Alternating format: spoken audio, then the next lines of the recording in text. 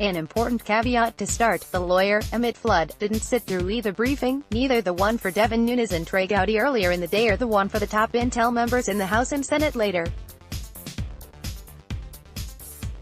He showed up with John Kelly to make some initial remarks, then split. What was he doing there in the first place? He works for Trump on Russiagate to defend him against any criminal charges that might be filed by the DOJ.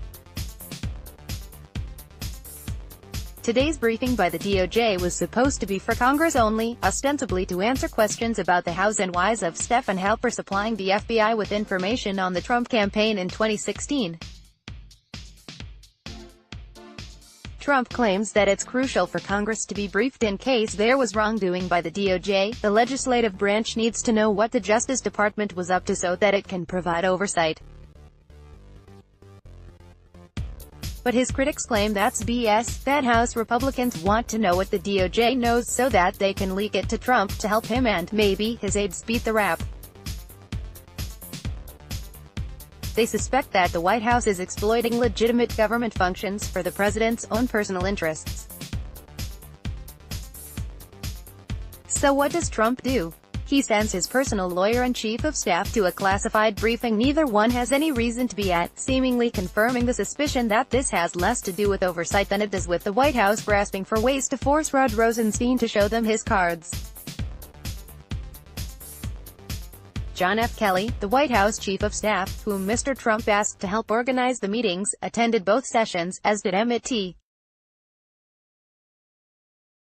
Flood, a lawyer representing Mr. Trump in the Russia investigation.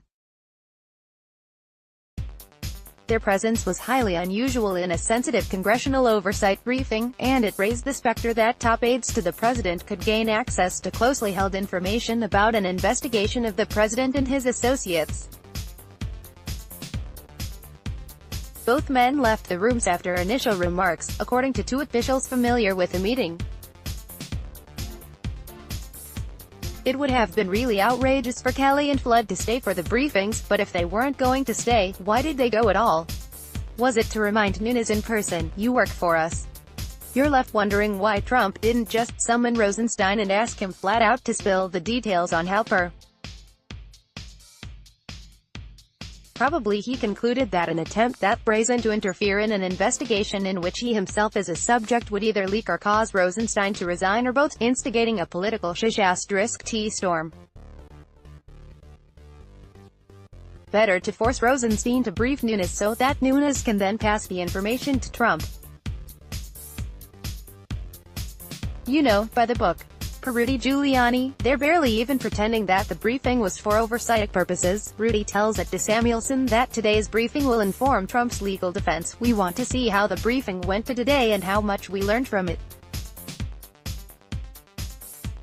If we learned a good deal from it, it will shorten that whole process considerably, exactly what Dems feared. Kyle Cheney, at Kyle Cheney, May 24, 2018. Both friends and enemies of the president can't believe Flood was at the briefings. Graham to me, why he, the president's lawyer, Emmet Flood, is there, in these classified briefings, I don't know. That is a bit odd. If the president's lawyer is there, I'd like to know why. Lisa Desjardins, at Ad News, May 24, 2018. Emmet Flood's presence and statement at the outset of both meetings today was completely inappropriate, and I told him so.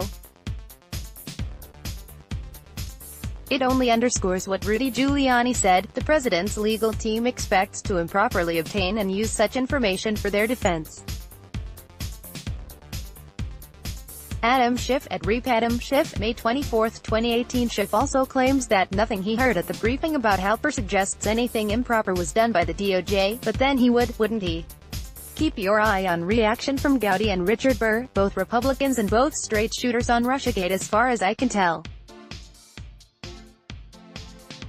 Gowdy in particular has no reason to lie for Trump since he'll be an ex-member of Congress in about 8 months. If he thinks something's fishy with Halper, there probably is. If not. As I write this at around 7 p.m. ET, I haven't seen any reaction from him yet on the wires. Either way, though, POTUS will continue to insist that this is bigger than Watergate. The man knows branding.